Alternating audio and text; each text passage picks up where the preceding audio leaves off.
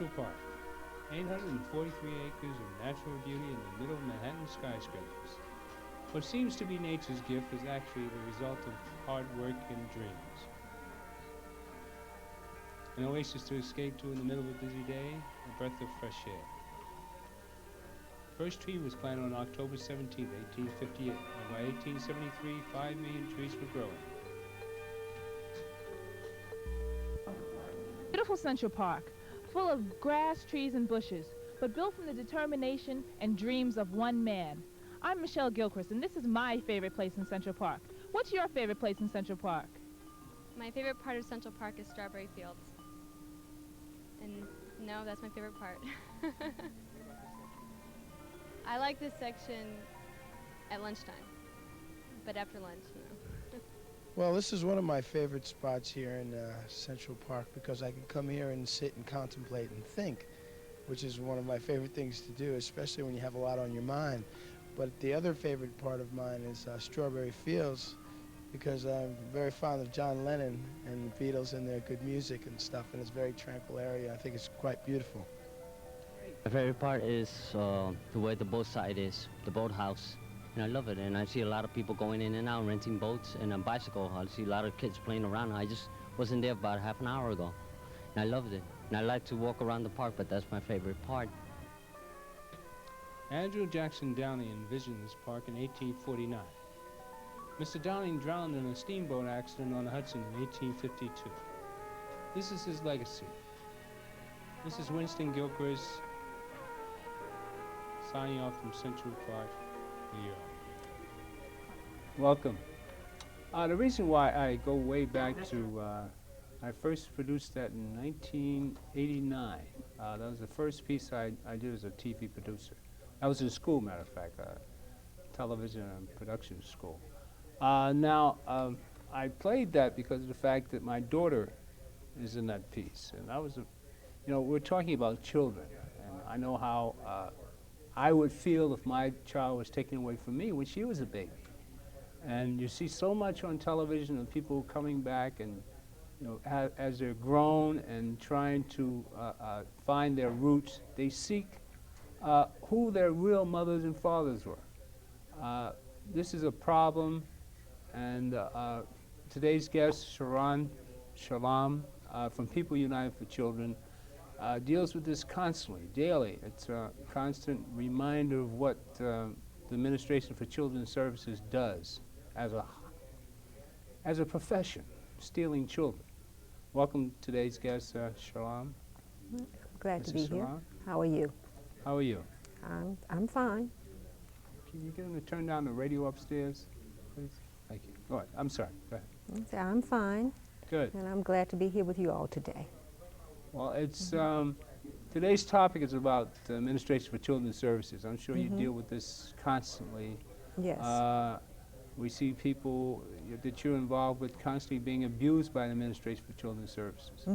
What has been your experience with this? Well, we have a number of people who are coming in where their children have been removed from their homes and placed in the foster care.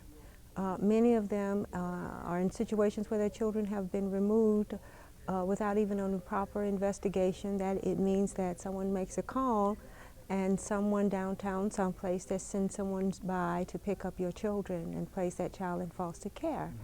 A lot of that is part of the hysteria that came about with cases like the Alyssa Esguerro case and others that helped to shape public policy in such a way that most people who are working in these industries are looking now to as a cover your rear end type of situation. They are pulling children out of homes and letting the parents go and fight for them in court. And some children are pulled, as I said, for allegations that cannot be substantiated and actually are false.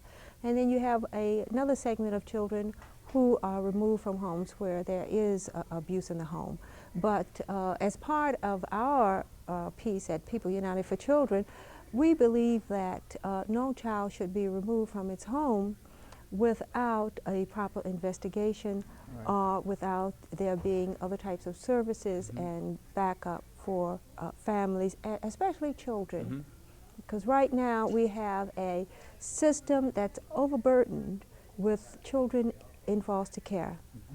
And laws have been changed to shape what's happening in such a way that if you are not able to get your children out of the foster care system within 15 months, and this was the old law under the Ask for Adoption and Save Families Act, your parental rights would be terminated. Now, new initiatives are being placed on that where if you are not able to get your child out of foster care in 12 months, your parental rights can be terminated. You know, things are getting in such a way that it's really almost impossible for parents to prove their innocence in such a short span of time, because while you have these laws that say you can go to court and you can prove your rights and this and that's going to happen, oftentimes our parents are going to court and they're finding that different cases, their case in particular, the caseworker's not showing up. The medical reports that the judge has offered is not present. All kinds of postponements, and it's really at the judge's discretion as to whether or not at the end of the 12-month period or the 15-month period, if your child still remains in foster care, as to whether or not they'll be moving to terminate your parental rights.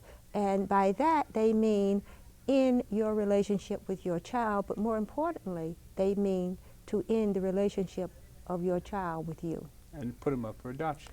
Well, part of this new law is supposed to help children become adoptable so that they can put them up for adoption. But unfortunately, the staggering numbers of children in foster care today, I believe it's over 35,000, and it varies. Some days it's a little lower, some days it's a little higher, so it depends on how many they pick up daily.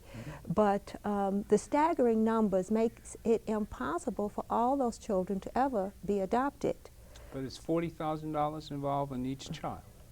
Well, where does this $40,000 come the from? $40,000 comes into play in a way that children who are in foster care, the agencies, contract agencies for the most part, are the groups that house these children. And the Administration for Children Services, also known as ACS, also houses some of the children itself, but usually they kind of ship them out to other entities, which are called contract agencies, and the majority of them are really run by the Catholic Church, although other churches are involved in that situation as well. Now, the Catholic Church, among other institutions who do this contract work for children, receive certain amounts of money per day per child. It's a per diem basis. So part of the problem being it's no incentive for the Catholic Church or any other entity that has these children to return them to the parent, because they would lose part of that daily allotment of funds. You know, once the child enters the foster care system, someone comes out to the home or to the school and picks that child up. They take it to a place where they do what we would consider a strip search of the child. And they photograph the child from head to toe, looking for differing things that they could call abuse or neglect. It could be... They look for stuff, don't know. Yeah, they are trying to identify the abuse that has occurred on this child. It could be something where the child might have fallen in the park 4 years ago and was left a remaining scar. No, the scar would probably still be there, and they would take a picture of that. And then what you would find yourself is being charged with physical abuse because of this situation that happened many years ago. Nobody's complained about it? That nothing happened. Well, no one may have complained about it. It could have been the type of thing where you even took the child to the doctor regarding it, and it was taken care of. But you see, now because of the hysteria that's going on in our communities, it's almost like a witch hunt. People are searching for children who are supposed to have been abused. And that's where the problem becomes in, because once the child gets in, and there are not enough foster parents to take them in. There are not enough adoptive parents to really adopt them. But our whole incentive and the way the laws are structured, it is put in such a way that people are paid to adopt your children. People in these various agencies are paid what we would call a brokerage fee to handle the adoption or to make arrangements for the adoption.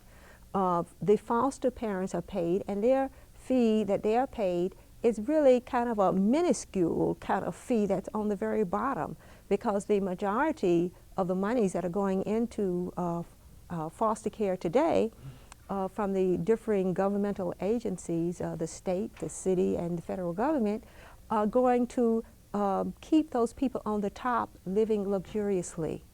And you know, it's interesting because we're moving into a time where we look at a system and we're supposed to be doing various things for the interests of the child. Oftentimes, the children, when they go into this system, they're giving law guardians, and the law guardians may speak to them or visit them once a year. Right. If the children are injured in any way in foster care, there's no place that they can call to make a complaint. There's actually nothing they can do to address the situation of the abuse that occurs while they're in the care of the Administration for Children's Services, ACS. Let's be specific. Now, you and I went and visited Willie Handy. Yes, we did. Yes, we House went. of detention up in the Bronx. That's right. That's right. I had to take off my shoes several times and shake my bra and do a few other things to go through the process of getting into the facility. It was a very interesting experience, to say the least. Right. But now, this man, we both know is innocent. Now, I have Yes. proof of this on videotape. We'll Yeah. run that piece later. But we'll give you an idea. This young man has been in prison for 16 months. Yes, yes, he has. 16 months he's been in Bronx House of Detention. Why? Contempt of court. Now, you've heard about the system. Now, this young man is not able to tell the court, the judge, the law guardian, the corporate counsel, where his wife is with their newborn. Mind you. Now, this case started way back in April of '98. Here we are almost 2 years later. Yes, yes. Now, they're trying to terminate the rights of the mother because the mother is not to be found. Now, she doesn't want to come in and turn in her newborn. They've already gotten her 5-year-old on bogus charges, which they weren't able to prove in court. Yeah. Now, this lengthy trial, we just gave you the step-by-step, you know, the incentive for them taking children. There's money involved.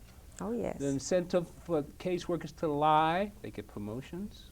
Oh, yes. The incentive for the judge, accusing a judge of being biased, you know, pro Administration for Children's Services. This is a $2 billion industry. Talking about Big Brother. Now, when I first heard about this case in '98, May of '98, I didn't believe any of it. I said, something is wrong with the parents.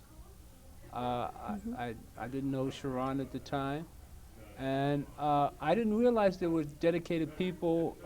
You know, I'm one of them now. I'm dedicated to getting to the truth. Now, part of the problem is that the judges and the law guardian and the corporate counsel are city employees. And they're trying to cover their backs because there's a lawsuit when they do something wrong. This is malicious prosecution in this case. Can you get them to lower their voices, please? Now, this is a problem of you know, administrative of the administration, Giuliani in particular. Now, I saw him on television on one of the prime-time Sunday programs where he was boasting about the record of Administration for Children's Services and the police force.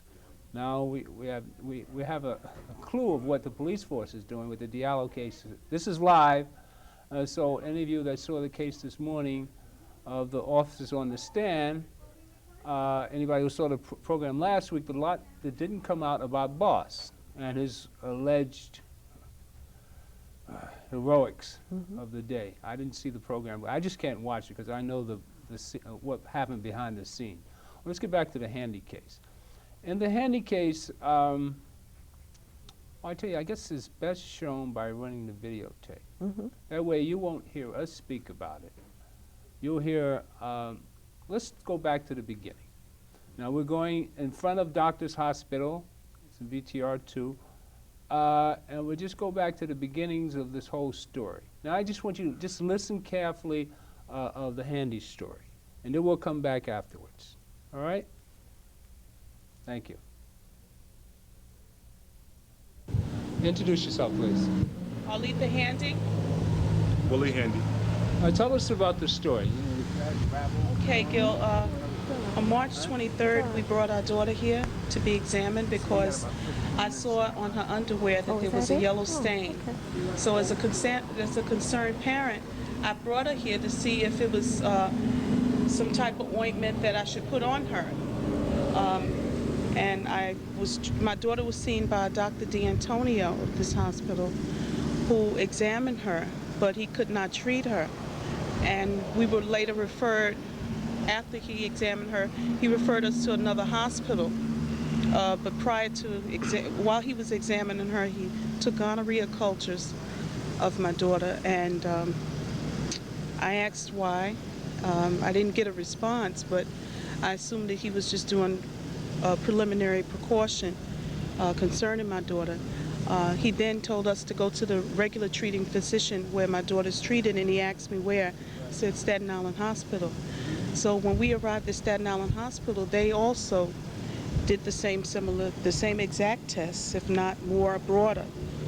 And we were treated. My daughter was treated and released, and prior to that, the doctor told us that she had an infection, a bacterial infection. There was no gonorrhea involved? No, sir. There was no gonorrhea involved. However, 3 days later, I got a visitor by the name of Shireen Ahmed of the Administration of Children's Services, who came to my door and said that she got a call from a doctor's hospital stating that my daughter had been tested positive for gonorrhea, and that they had to err to the side of safety by removing the child from the home and bringing her back to this hospital to be examined. At least that's what we thought, that she was coming here to be examined again. However, when we got here, we found out that she was not examined at all, that we were there because we were trying to get results from the second hospital we went to the same night, which was the Staten Island University Hospital, who did the same test. Well, the end result is that they were accused of your daughter having gonorrhea, and she never had. Yes, sir. And we have proof from the hospital. Yes, we do. Well, can we go and see those records of where we have proof that your daughter never had gonorrhea? Yes. And as an end result, the ACS has snatched your child, saying that she did have gonorrhea. And what are the charges against you? Right now, the charges that are pending is that my daughter has gonorrhea. She's believed to have been sexually abused. Also, physical abuse is involved. And now we're told that she's exhibiting sexual behavior, meaning like the most recent one, they told us that my daughter pulled down a young child's pants and said, "Now you play daddy." At the same time, they claim my daughter is showing dirty movies. Where she's getting these movies from, I have no knowledge. We're going to further investigate this, so we're going to move on. But we'd just like you to know, this is where the story all began. Here at Doctor's Hospital, Beth Israel. Beth Israel. The doctor's name again? Dr. Michael D'Antonio was the one that reported that my daughter had been tested positive for gonorrhea. The same hospital, I want to add, also states that this child was tested negative for gonorrhea. All right, thank you. Then is positive. Same day. Ever heard, but what do you want me to do? Just tell us where it's Right now, we cannot talk to the child. Did you know that? We cannot get a phone call from her. She knows our number. We cannot talk to her on the phone at all.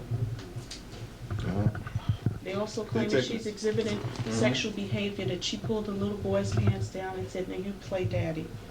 Oh, it's just. Yeah, well, just when you're ready. You know, go ahead. you know, if you want to read it, it's up to you. Well, you just came- tell us what happened when she first came here. I'll tell you the story as I know it. Okay? Excuse me. You came on March 26, 1998. Patient was involved in a motor vehicle accident approximately a year ago, and she was complaining of some pain on her left arm. We examined her. We saw a little lump on her left cheek. Nothing really too horrendous. We thought it was like a hematoma and some muscle bruises, and I thought maybe have a little muscular nervous problem with the arm, little brachial plexus, and I told you to go to see Dr. Steven Schwartzberg, who was a neurologist. And kind of on an aside, you said, you know, my daughter has a little vaginal discharge.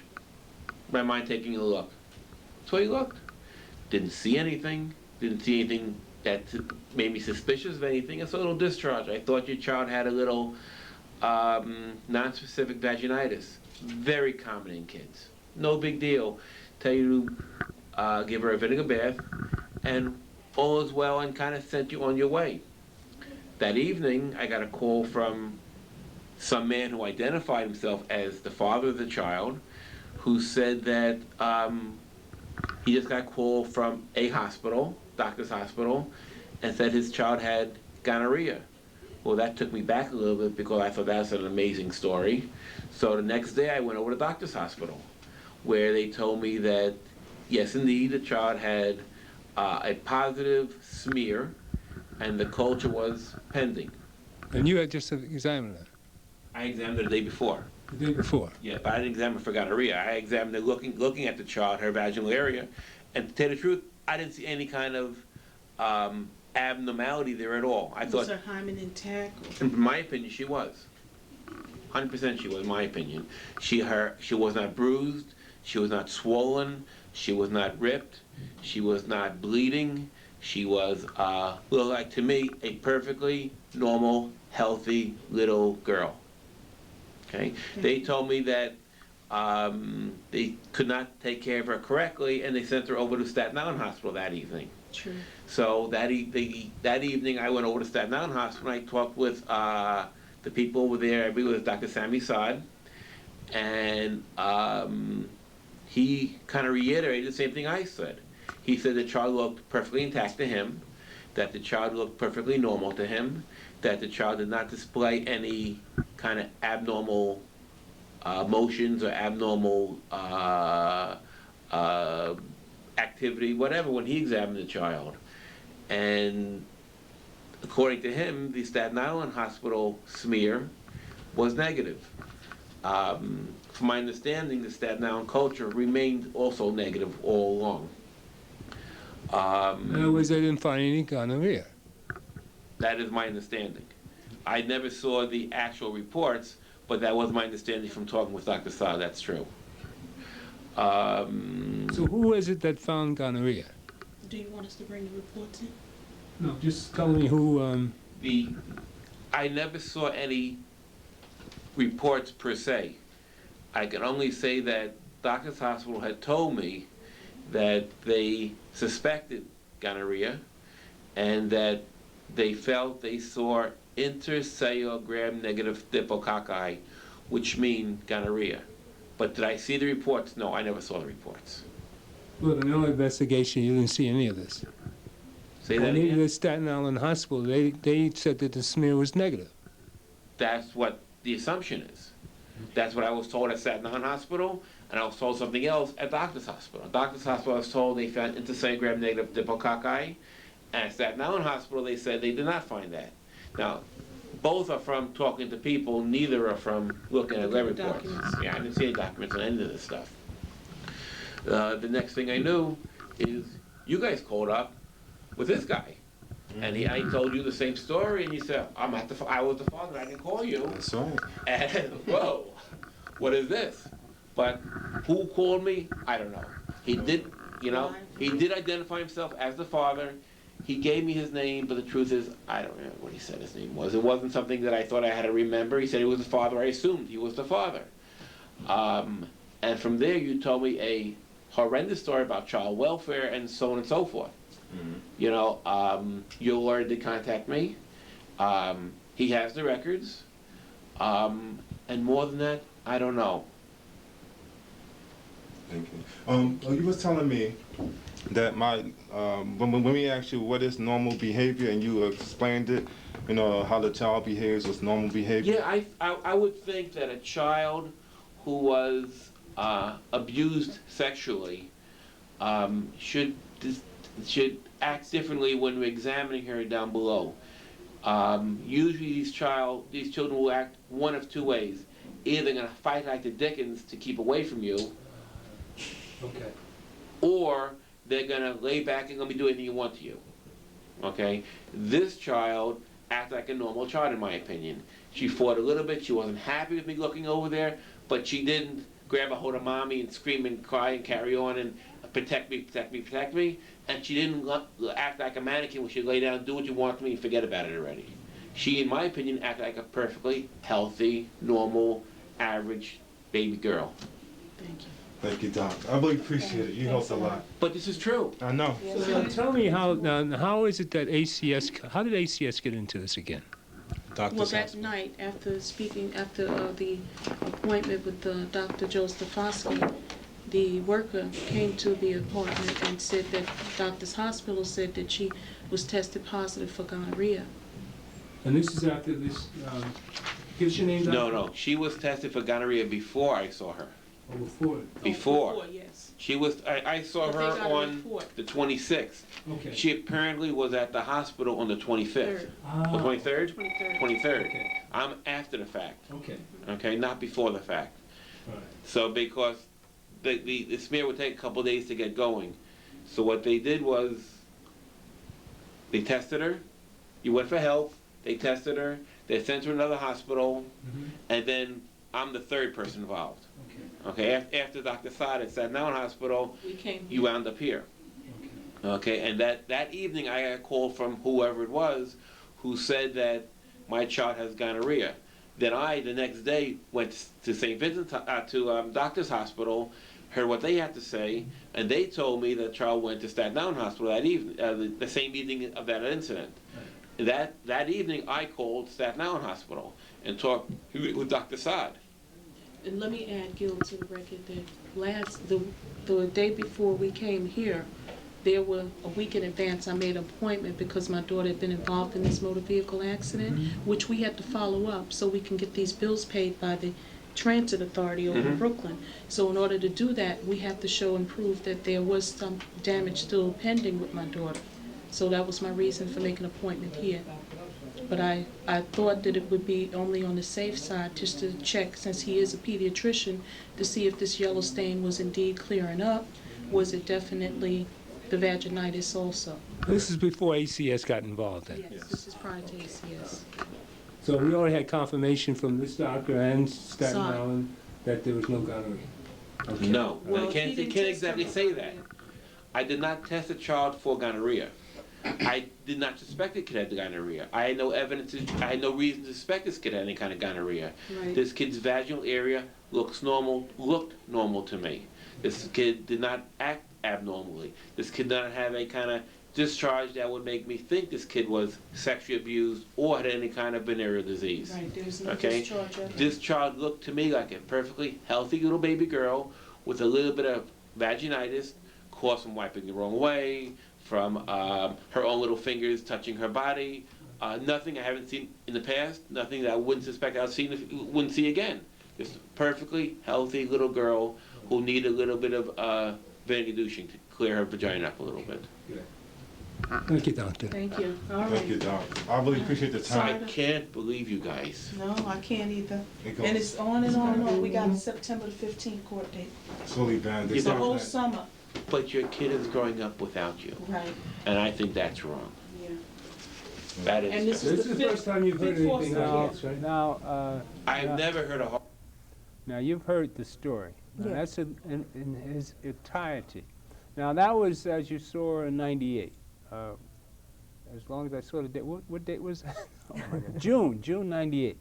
Now, this is year 2000. Now, Willie has been in jail since October of 98.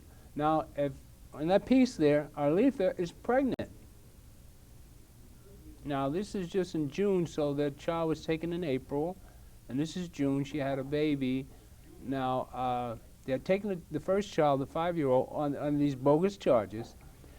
Then, since they had the first child, now you remember the system that Mrs. Salam explained to you, they came after the newborn child. All right? Now, why do they want the newborn? Since they didn't even prove their case on the first child. All right? So the wife, seeing that they were abusive, they kept delaying the case, delaying the case, delaying the case, delaying the case so they can get to this 15-month period, which you mentioned, so they can determine the rights of the parents. To even, then it goes up for adoption. It goes into adoption, and then if you win on appeal in the appellate court, like somebody should see this tape, and even if you win in the appellate court, your child still stays in the system. And can you imagine that? Can you imagine being these parents? Can you imagine being locked up for 16 months? And this guy is quite sane. I mean, I'd be, tell him Willie's attitude. I mean, he's a strong believer in God, and God, thank God that God has helped him keep his sanity. I mean, I would, we were discussing it last week when we went to visit him. I don't know if I could keep my sanity under these cases. Well, it's difficult, but you have to maintain yourself as best you can, because it's upon you to prove you're innocent. That's one of the ways that the system works. In most other courts, you go in and they are supposed to prove that you're guilty. But the way the system is set up now, you have to go in with the intention of proving your innocence, because as time changes and the system goes further and further along the way, it becomes even more difficult, because this child is only one of the, 35,000 children that's in foster care today. It's only one. And each month, 1,000 children enter, and some leave because they age out and other things happen to them. But how many it's cases very do you sad. think are this extreme where they outright lie? I mean, now, well, you see, part of the reason why it gets to be what you would call this extreme is because there is no checks and balances in terms of the caseworkers. So whether they lie, whether they don't lie, this is just perceived them acting in the best interest of the child to assist the child in being safe. Okay? but the hospital reports were submitted. They were in the file. Everybody knows that Staten Island University smear was negative. Everybody knows that the third hospital where she, Well, you see, Ahmed, yeah, the but you see, caseworker. oftentimes you'll find cases when they come in and they remove your children from the home. No one really wants to admit they made a mistake. Okay. All right. Okay, because we're in an administration where we're told, the people are told to take children and save them and put them into the situations where they can be saved. And as you're saving these children, it becomes more and more difficult for you to prove these situations. Oftentimes we have all kinds of parents who are coming to us stating that their crime is one thing. We had one father who lost his children and is fighting to get his child back because he failed to meet an eye examination appointment with a doctor. Yeah. And in that case, once he showed that the appointment, he had taken his child to for medical examination of the child's eyes, and the doctor had found that the child had 20/20 vision, the child still remains in foster care, and they're going through the process. You know, it's not unnatural We have a for phone call. symptoms to change. Yes. People I like to call are lawyers that are willing to give us work pro bono and help us out here, because it's hard to fight a $2 billion agency. All right. It is very I've difficult. tried to report on this case as often as possible in the Handy case, and you can see how difficult it is. Now, if anybody saw this videotape, they would say, "Why is that kid, in the system? Why are they chasing the mother?" for the newborn, because the newborn is more money because they're not bound and they're not attached to anybody. They can easily put it up for adoption. Why is the trial dragged out? So they can terminate the rights of the parents. Now, you have a phone? Is there a phone call? You have somebody on the line? Somebody still there? No phone call? Open? All right, let's continue. I like anybody to call that's a lawyer. And anybody really with some free time who'd like to go in as part of a support for these parents, because oftentimes you're sitting in this situation in the courtroom and you're there all by yourself. Right. Family court is open to the public, and as a citizen of these United States, you are allowed by law to go into court as a spectator and see what's happening in there. And it's very important for many of these parents to get the type of support that can happen, because as you can see from the situation up in Albany in the Amadou Diallo case and in other cases where there is public support, there's a different type of action that takes place in terms of your being able to get the type of defense you need. Because when you look at the type of judges who are there, many of them are former prosecutors who were appointed to those positions. So they're really not coming into family court with a family court background so that they know the intricacies in terms of what's happening there. They're really there to as prosecutors. And this is why the situations are moving the way it is, because you have that type of background that's working within the court itself. You know, it's an interesting situation with the types of funds that are going through and the fact that nothing is happening to assist parents and to assist children. Like if, let's say, this particular couple were to get the child back, even though our federal government has given monies, along with the state and the city, to put things in place that help your child to be adopted and to live a life in foster care, no funds are available for you to remend your family once your child is given back to you. Many of these children suffer a tremendous amount of trauma because of their removal and placement into foster care. Well, you might mention that the foster parent, we found out, last time I was in court, I found out from the sister, she ran into the foster mother and, anyways, we found out that the foster parents told the child that her parents were dead. This is a 5-year-old child. Well, this is part of the Can you type imagine of that? mental abuse that occurs while people are in foster care itself. It may not necessarily be to the extreme that your parents are dead, but oftentimes children are told that the reason that they're there is because their parents don't want them, that their parents put them out, their parents ran away and left them. And since you don't have that type of visitation with your child, you can't really sit down and explain to your child what's happening, and oftentimes the caseworker will tell you not to mention any information regarding this case to your child because they don't want the child upset. But on the other hand, if the child is one that is has a tight bond with the parents and is crying out for the mother, crying out for the father and wanting to see them, the child may find himself in a mental institution or being placed on psychotropic drugs because of this type of stress. But no one will look at it and say, well, maybe this child is suffering from withdrawal from mother or father. They'll just look at it as some sort of mental issue that needs to be dealt with in a situation where they can be put on these psychotropic drugs. You know, like in this case with the Handys, we don't know what kind of trauma is going to occur because while this father has been incarcerated, he has been denied visitation rights for the child.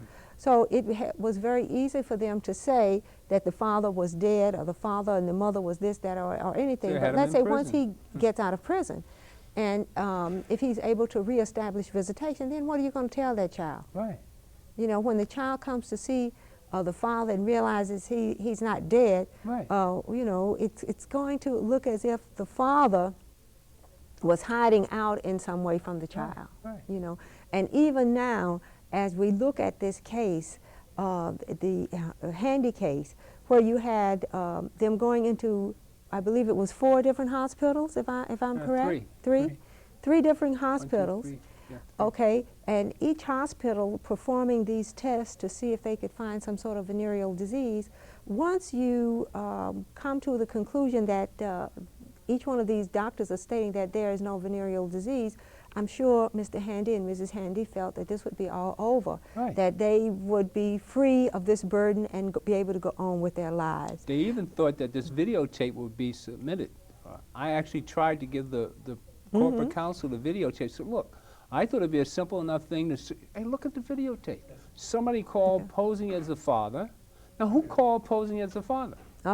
It's very, very difficult, you know. Now, who because do you think called and posed I as the have no father? idea. It could have been anyone. You know, it could have been Well, who would anyone. do something like that? You know, it could have been anyone among the people that they came in contact with who knew this type of thing was going on, who was trying to help bolster up their case. But once the issue was settled as to the child not being sexually abused, Right. and I understand the judge, because he was unfamiliar with this new type of illness that the child was supposed to have had, since it was Vaginitis. no sexual abuse that he had came across in the past. It wasn't your syphilis, gonorrhea, or anything that was known. He ordered a medical expert from the disease control to come in and explain to him what it was the child had. And even that person, which really would be the equivalent of the 4th expert, Right. stated great. that the child had not had any venereal disease. She was so angry with this case. I mean, this woman, she was so upset at the judge. And the judge sat there and quizzed her like he was a prosecutor. Yeah. I sat there in court and watched this. I couldn't believe this. Well, this is what happens. This is why when you go into court, Well, why is the you judge must so be adamant about very this? serious, because he's serious. He's Seriously serious about about what? doing But he his job. knows it- And his job, But the he feels, caseworker even recanted her story. yes, but Said that she knew that there was no gonorrhea. She admitted that she lied on the stand, and the transcript is missing. you see, so all of this is stuff Oh, I that shouldn't has to said be that. looked at and looked at seriously See, now, in the future in terms of these I take that one situations. back. See, But you I know, messed it's up. all part of the situation when we're looking at these cases and how we perceive these cases. Because one of the things that people look at, like the Handys, you go in and you say, well, I haven't done this crime, and we're going to be able to show this, and momentarily, you know, everybody say, I'm sorry, and we'll go home. But once you get into a courtroom situation, it's really not about who committed the crime. It now becomes a situation in terms of who can best prove their case. So it's not about guilt, it's It's a not about game. It's a game. innocence. It's a game that we play. And if you lose the game, then the institution, I believe about now, it's making what, about $315 million it's getting. And it would probably, the system? the system, yes, foster and care it's probably system. even more now. Okay. Oh, because those were old figures that the system gets. But when you look at the type of money that's funneling into this system, there's a financial incentive to keep it moving the way it's moving, simply because no one wants to give up those funds. Just last year, the Administration for Children's Services, ACS, put out a request for proposals from different organizations to be contract agents for the children and to do various services for children and families. And the agencies that were able to win these grants were agencies that stated that they were going to have more children. They were going to find more children to house in their institution. So if you were proposing that you were only going to work with the 100 children and you only expect to work with 100 more children next year, then you would not likely be funded. Now, tell me this. Do you have any, do you have any proof or any indication that the caseworkers are working in cahoots with the foster care agency. Now this I know is going into court. Mm-hmm.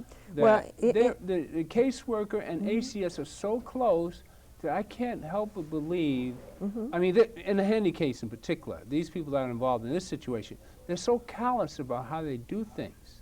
They have no concern about the child. They're just worrying about, you know, getting the child for adoption. Yeah. Now, Well, this particular child their right, the parents' rights are about to be terminated, and now the foster parent wants to adopt the child, the same foster parent that lied to the child saying that their parents were dead. Yeah. Now, in this situation, the foster care agency gets how much money to put this kid in adoption? How much money do they get? Well, that figure, Do you think the don't caseworker is disclose. They getting a don't really, kickback? they don't, well, I don't think the caseworker is really getting a kickback Promotion. in the normal sense of what you would perceive as that. But, you know, there's a certain number of children that they are expected to save. There are a certain number of children that they are going to go in and testify with, you know, and even if we've had situations where it was clear that the caseworkers committed perjury. Then the question becomes, well, do you throw the case out or do you just move forward knowing that we have a person who's committed perjury on the stand? Now, most of the times, the system moves forward with that case because their justification is whether or not, if the person commits perjury or not, the thing that happened to the child, that person's only trying to save the child from this batterer, this abuser, or whatever it is that you've done to put your child, to have the child put in this kind of situation. You're trying to save the child. But in most cases, the damage that's done to children is astronomical. The vast majority of the children will have an association with the prison, and this is over 70%. The vast majority of the children will never ever be adopted. They will never have a loving home. When they leave foster care, over 80% seek out their true mothers and fathers. Of course you would. Many of them may never be able to find them because of the fact that they've been terminated from them and are like legal, well, they are legal orphans. They have no idea where to look to find these people, you know, where they live or any of this kind of stuff. It's very sad. Many of them, they go through various programs within ACS where if you're 18, you can decide that you want to stay, and they will gear you into a program where it's supposed to train you to live on your own at the age of 21. So that's between 18 and 21. After you leave that program, many of those children are the homeless children that you see on the street. You know, within 6 months, they're homeless. So it's they're bringing really people sad. for the other complex, than the prison complex that they make money Well, from. it's kind of when you look at it in the We should bring out overlying that the thing, majority of these kids are that black, is it. right? We might bring Oh that yes, picture. the majority of the children who are geared for the system are going to be black and Hispanic. people who have children of color. Okay. Those are going to be the little colored children are going to be in this system. 72%, I believe, are children of who are black African American children. 23% are Latino children in mixed hue, with the majority of them also being darker. And you end up with 1% white, and the other percents are going to be other. Now, there are no records kept on the number of Asian children that they have in care. They're just flopped into the other bat, so you don't really know how many Indian, how many are from Japan, how many are from China, and how many are from Pakistan, how many are from Guam, and places like that. They're all just plopped into a melting pot type of situation. But right now, for those people who are listening, one of the best things you can do is to try to offer some sort of support to parents. And it's difficult because we all want to save children. We don't want any children hurt, our children or anybody else's children. And in that scenario, we also don't want people who have not hurt their children to have to go to a system that will hurt them. You know, we have people coming to us from time to time who talk about how their children were removed and placed into situations where the daughter has been raped and is now pregnant.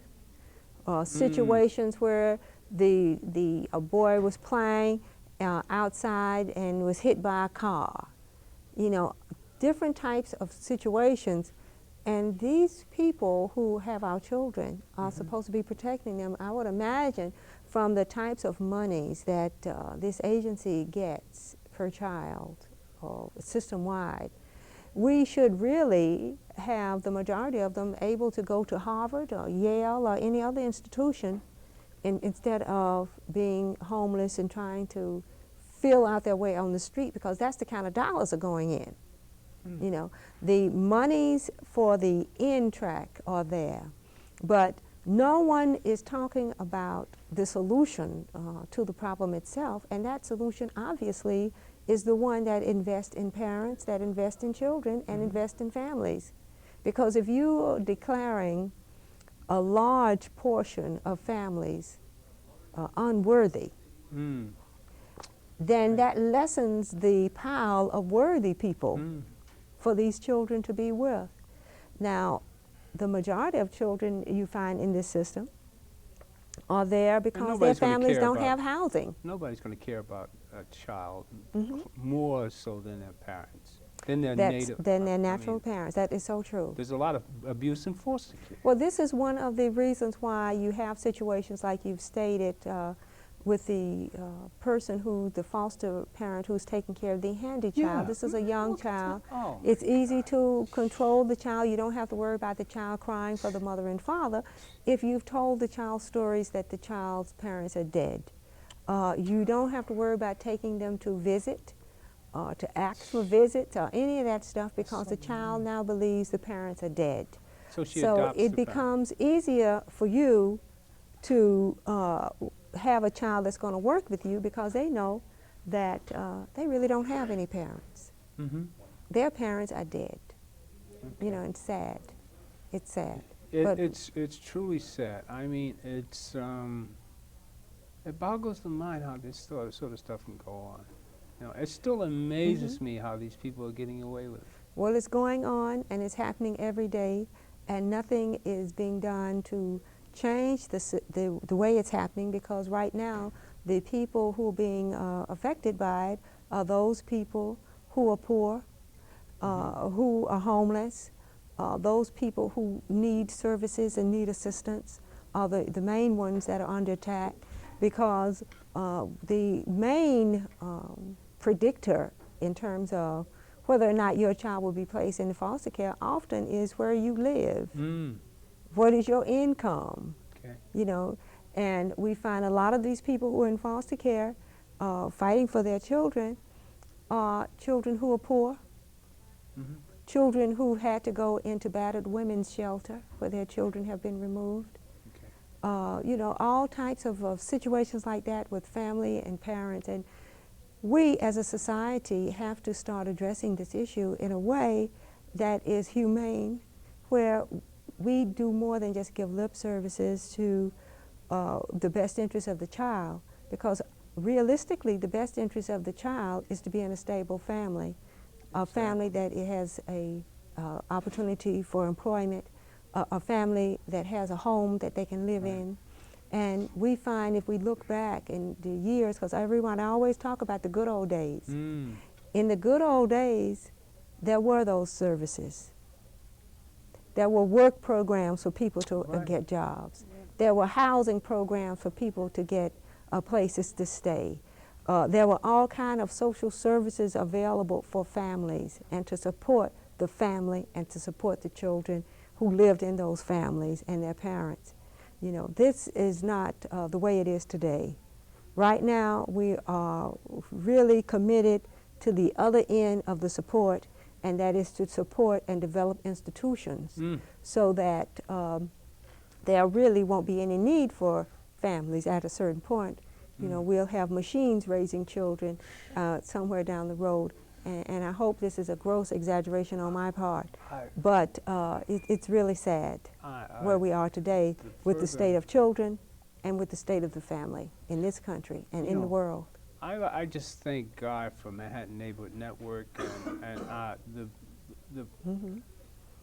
just the pleasure of presenting the truth to the public. It's very difficult watching television today, being a producer myself, because I see some of the stuff going on. It's beyond me how anybody, could put it on the air. The suggestions in the Diallo case. Now, I have next week we're going to have Graham Weatherspoon on again, and this is a police officer that's very into this case. He was on this scene. We had him on last week. Those of you that watched last week know what I'm talking about. But there's so many things that our mayor, Giuliani, is so proud of. Our police force and Administration for Children's Services. Now, we've exposed you just one case. I personally am involved with this up to, it's like my family. I've gotten so involved. Like I say, you get so touched by people that are being abused. I mean, can you imagine somebody taking your child on bogus charges such as this? So we need your help. We need you to call in. Any lawyers that want to come in and help, please call. I think you saw a number up there, right? You can call the studio, or you can call me. I forgot to put my number up. 283-2693. We only have a few minutes left, but...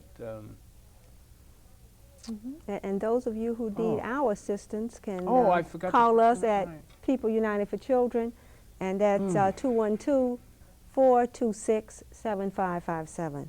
Say that again, please. 212-426-7557. We need bodies. We need people who can help. We need people who can volunteer to be of service, not only for the children, but for their families as well. And when you help the family, the mother and the father, you can't do anything but help the child. Amen. Amen to that. We might note on this Handy case that the judge did find the family guilty, not of sexual abuse, but of neglect. And this neglect is some bogus charge that supposedly had been shown. Now, the entire trial was predicated on the child having gonorrhea. Now, you've seen in the videotape that the doctor said it didn't exist. He examined the child 2 days after the alleged positive culture showed up, which was never exist. They never could prove that. They could never prove that. So they came up with another story. And this is a story of neglect. Now, supposedly, the caseworker made up a story that they were showing the child porno movies, which is ridiculous. Here's another case of trying to cover their backsides. So in that, we'll come back next week and you'll see some more. Live from the Manhattan Neighborhood Network, I'd like to thank my guests today. Sharon, it's always a pleasure. We just have to continue to fight. I mean, there's nothing else about it. I mean, I get upset every time I talk about this one. I get upset about a lot of stuff that goes on that's wrong. But we need your help out there. And please call in. All right? Thank you. Any closing words you'd like to say? You have a few minutes? Well, just call in. We have about 30 seconds. Okay, call in, come in. We need your support. Your phone number again? 212-426-7557. We need all kind of people to come in and help